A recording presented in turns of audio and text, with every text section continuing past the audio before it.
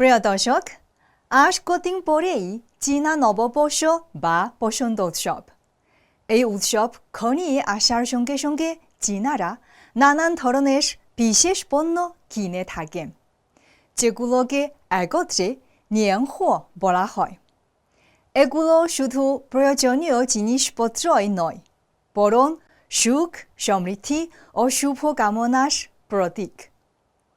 চীনা নববর্ষের নিয়াংহুয়া হল বিশেষ পণ্য সামগ্রী, যা বসন্ত উৎসবের সময় কেনা হয়।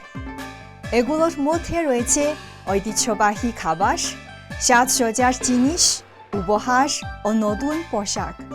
উদাহরণস্বরূপ জিয়াওজি বা ডাম্পলিং পারিবারিক মিলনের, লাল লণ্ঠন সৌভাগ্যের এবং লাল খামের দেওয়া টাকা আশিস প্রাপ্তির প্রতীক। এই রীতিনীতি পারিবারিক বন্ধন দৃঢ় করে এবং নতুন বছরের জন্য শুভকামনা প্রকাশ করে। এই ঐতিহ্য শুধু কেনাকাটাই নয়, বরং পারিবারিক বন্ধন, সাংস্কৃতিক উত্তরাধিকার এবং নতুন বছরের জন্য শুভকামনার প্রতিফলন। নিয়াংহুয়ার প্রস্তুতি নিজেই একটি উৎসব মুখর আয়োজন, যা চীনা নববর্ষের আনন্দকে আরও বাড়িয়ে তোলে। তাই বলা যায়, প্রতি বছর বসন্ত উৎসবের সময় চীনের ভোক্তা বাজার আরও প্রাণবন্ত হয়ে ওঠে।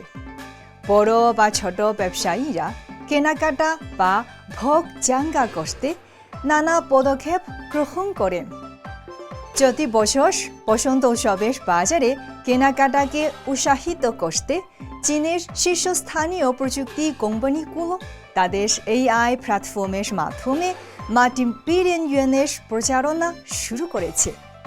এর ফলে উৎসবকালীন ব্যয়ের জন্য বড় ধরনের প্রণোদনা তৈরি হয়েছে। প্রতি বছর স্প্রিং ফেস্টিভ্যাল বা বসন্ত উৎসব পড়েছে 17 ফেব্রুয়ারি। সরকারি ছুটির মেয়াদ থাকবে টানা 9 দিন। আসন্ন 2026 সালের বসন্ত উৎসবকে সামনে রেখে বেশ কয়েকটি ইন্টারনেট প্ল্যাটফর্ম প্রাক ছুটির বিবরণ প্রচারণা শুরু করেছে। এর মধ্যে রয়েছে AI চালিত লাল খাম উপহার, বসন্ত উৎসবের ভাউচার বিতরণ এবং লাইভ স্ট্রিমিং রুমে অনুষ্ঠিত বসন্ত উৎসব মেলা প্রভৃতি।